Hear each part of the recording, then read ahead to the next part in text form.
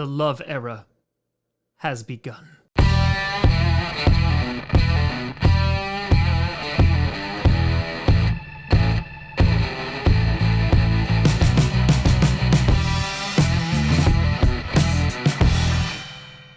Grossi Posse Packer Nation. Welcome to an episode of Podcast, a podcast where you don't do Packers fan, but it sure does help. I'm your host, Tom. Totally recorded this on Sunday, but now have to do it again because of the Aaron Rodgers trade. Grossi. And today we are going to be doing a deep dive. We are going to be doing a 7-round Packers mock draft. An updated one, even though I never released the first one because, again, the Aaron Rodgers draft went through. And with this edition, we lost a 5th-round pick. We had gained an additional 6th-round pick because of the Jets. And, of course, we got a 2nd-round pick, which is premium in this draft, considering those day 2 picks are incredibly valuable. And this really sets up some interesting scenarios with the Packers and who they might be able to draft on day 1 and day 2. Now, I put out a 3-round mock draft yesterday, and today I want to do something a little bit different because, as I have said multiple times, I don't think that the Packers are going to draft a wide receiver in the 1st round. If it's anybody, Quentin Johnston was like my first guy they would be gravitating towards because he is their type of wide receiver, big-bodied guy, big target for Jordan Love. But there's been some rumors that have been circulating around that maybe if JSN is there, they take a shot on him. And I said, you know what? I'm going to load up the mock draft, and if he's there, I'm going to take him because maybe, just maybe, they say, screw the tradition. Let's go get ourselves a 1st-round wide receiver. And so, with that being said, with number 13, because he was on the board, though I do think the Packers will and should still take an offensive lineman because it is not a very friendly draft to offensive linemen, especially tackles. I have them going with the Ohio State wide receiver, Jackson Smith-Njigba. 6'1", 196 pounds, a little bit smaller than what the Packers usually go for. Usually seen as a slot guy, but there's just so much about him in a weaker wide receiver class that really stands out to me. One, he only played 3 games in 2022, so we really don't have that tape to go on. But in 2021, you have Chris Olave and, of course, Garrett Wilson, winner of Offensive Rookie of the Year, say that, hey, this guy is the best wide receiver because Jackson Smith-Njigba was playing behind both of these guys and still put up insane numbers. Those last 5 games of the 2021 season, he was averaging over 190 yards those last 5 games. His 2021 stats are absolutely unbelievable. So, if the Packers find themselves at pick 13 and Jackson Smith-Njigba is there, I think there's going to be a real temptation, especially if some of the O-linemen are gone. I think there's going to be a real temptation because with edge rushers, you can get some really great edge rushers who need to just develop on day 2, especially with that additional 2nd-round pick. Wide receiver, I think the earliest that you start targeting them, besides, of course, Jackson Smith-Njigba, is going to be like around the 3rd round. So I think that this makes sense because it gives Jordan Love an amazing target that he could just do wonders with. On top of that, our wide receiver room is very, very young. Sure, it's going to be getting younger here, but now you have a lot of dynamic players. You have Romeo Doubs, who could be the high target guy. You could have Jackson Smith-Njigba be the slot guy. And of course, you have Christian Watson, who could be all over the field. So that would not be a bad 3-headed dragon here. So I'm giving the people what they want. And I think that if the Packers find themselves in this position, they could maybe decide it's time to draft a wide receiver. And so you got what you wanted. It's provocative. No, it's not. It Gets the people going. Then with the 42nd pick, I have a guy that I have mocked many, many times to the Green Bay Packers. No, it's not Darnell Washington. He was already taken in this mock draft. It is Felix Anudike-Uzomah, the edge rusher from Kansas State, 6'3", 255 pounds. I mentioned him in the 3-round mock draft. It just makes sense. He keeps on popping up in these mock drafts, and I think that he's a great prospect. I've basically said the same exact thing over and over about him. Had an amazing 2021, had double-digit sacks. On top of that, 6 forced fumbles. Still had a really good 2022. Needs to develop a little bit, is still raw, but will be great in Rashawn Gary's absence. Can learn behind Preston Smith, and they need some edge depth. Then with the 45th pick, I do have the Packers going tight end, but as I said, Darnell Washington was not available, who is my draft crush. I have them going with Sam LaPorta, the tight end from Iowa, 6'3", 245 pounds here, ran a 4.59. Not really the tight end that you want to be blocking for you, but he could get better in that area.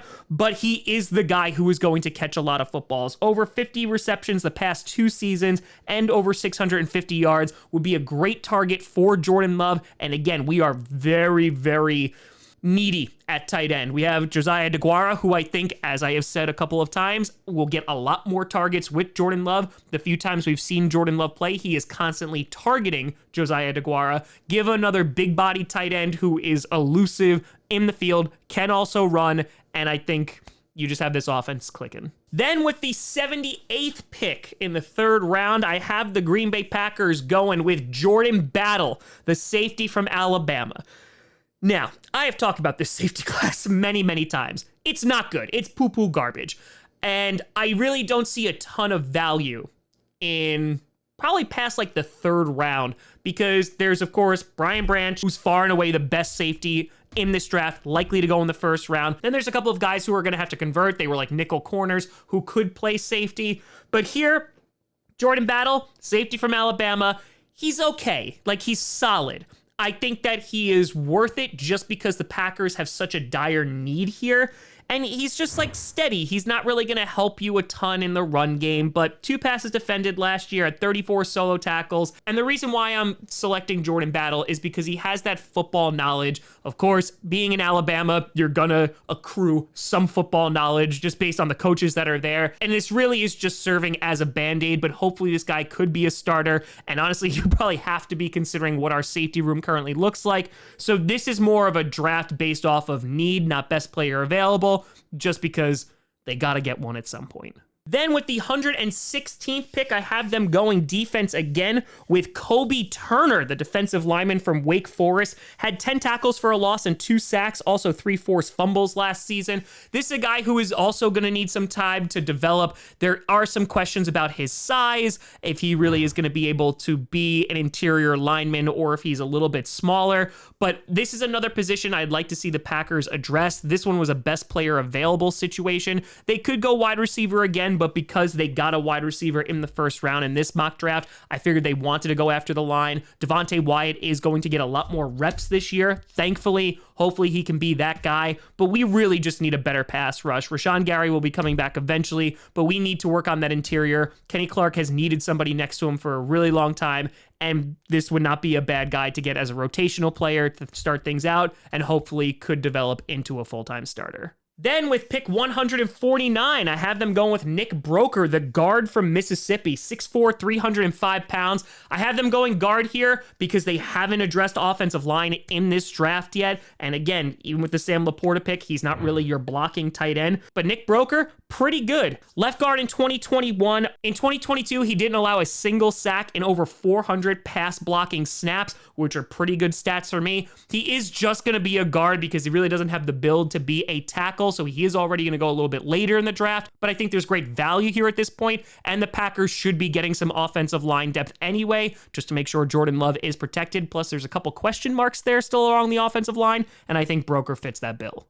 Then with pick 207, we're getting into the later parts of this draft here. I had them going QB. That's right, there's a QB controversy. I had them going with Dorian Thompson Robinson from UCLA, 6'2", a little over 200 pounds, has played 5 years for UCLA, threw 382 passes and connected on 266 of them, had over 3,100 yards, 27 touchdowns, and 10 interceptions. Also had 12 rushing TDs. A pretty solid mobile QB, and the reason why I have them going with this particular quarterback is just because, again, this is a need. They're going to need to bring in a backup. And while this is not a veteran, has 5 years under a system, that's pretty solid. They could still target a veteran later on, bring in like a Teddy Bridgewater. But I think here, you go and get a young QB who could sit behind Jordan Love to compete for that backup position, because at some point we're going to have to address it. Then with pick number 232, I'm going back to Alabama and I'm going safety again. I talked about him on this channel. We got DeMarco Helms, the safety from Alabama, and Again, not super excited. Battle, I think, is definitely better than Helms, but he just has consistency at this point. He's not going to be a game changer. He's definitely a Band-Aid here. This is more just to compete for a starting spot. We have 6 safeties on the roster, but some of them are just going to be for special teams, and Darnell Savage is like our only real starting safety at the moment. So because of that, we just need bodies, and here's a guy who can compete in camp, has the football acumen, and just give him a shot. Then with the 235th pick, I have them going with Oshon Mathis, the edge rusher from Nebraska. Also played for TCU for 4 years. Had a really, really good 2020 in which he was making some waves. 12.5 tackles for a loss and 8 sacks. Never really lived up to his 2020 season. Has only had 5.5 sacks the last 2 years and only 9 tackles for a loss the past 2 years. So there definitely was a drop-off, but you're getting a bigger guy here, and in these later rounds, you're just taking a flyer on these guys. So they go get an edge rusher who had some productivity. Let's see if coaching can bring that back.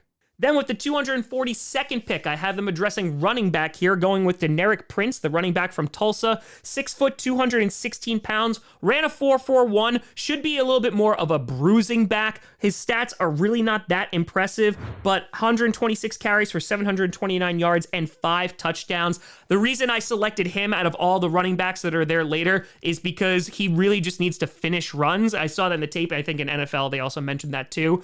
And what guy to learn behind but A.J. Dillon, who is a bulldozing running back, seems to fit that style, and Aaron Jones can be your elusive pass catcher. So here, just getting another body and potentially competing for a running back 3 role.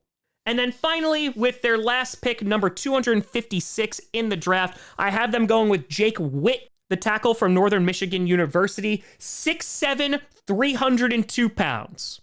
I don't even know if I need to give you any more analysis. He's a big guy. You want to get these big blockers because that's something you just can't teach. He was a former tight end, and really, he's just a big-ass dude, and that's why I picked him.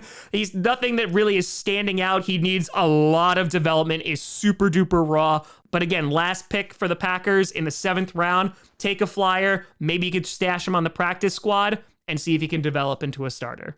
So this is the 7-round mock in its entirety. Let me know what you think down in the comments below. Try to make this a very Jordan Love-centric draft. You get him your 1st-round wide receiver. You give him a big tight end like Sam LaPorta. And let's see what the kid can do. But of course, let me know what you think down in the comments below. You can always find me at TomGrossiComedy.com or at TomGrossiComedy at all social media. See down below. Check out podcasts on SoundCloud, iTunes, Google Play Music, Spotify, and of course YouTube. And a big shout and thank you to all the patrons over at patreon.com/TomGrossiComedy. And the YouTube members. But thank you so much for watching. I'm Tom Grossi. And as always, go Pack Go.